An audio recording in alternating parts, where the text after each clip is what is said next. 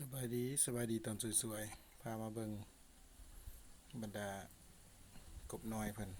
อยู่กันจังไดอากาศร้อนๆจังซี่ร้อนอีหลีตอนนี้มีลมพัดอยู่แต่ก็ยังร้อน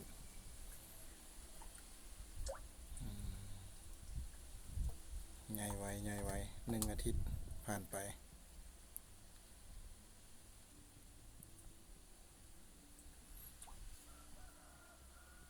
ข้อดีของกบสุดนี้มันใหญ่ไวแล้วก็บ่กัดกันบ่กินกันมีแต่ตัวตุ้ย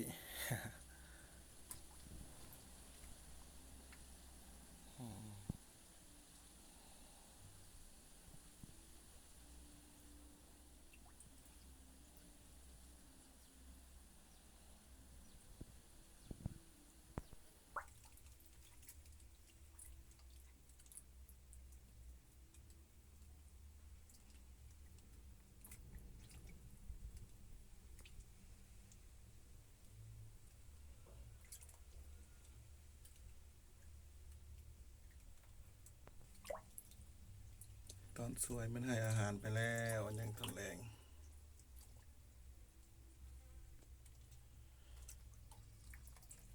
บ่ทันตายจักตัวเอาลงรอบนี้บ่ทันตายจักตัว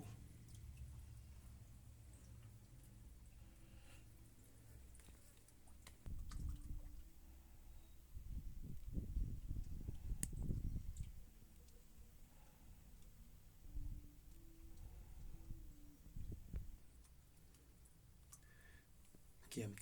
จัดรอบ2ตามมา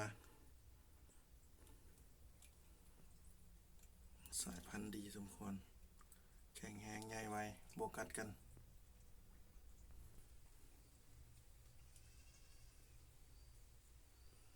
มีแต่ตัวตุ้ย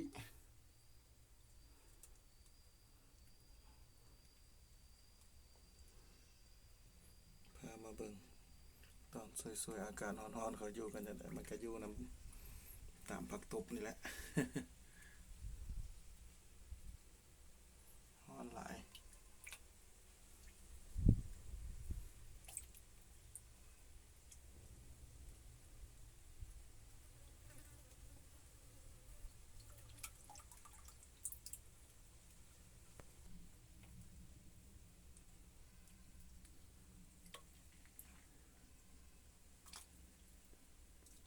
มีแต่ตัวงามๆ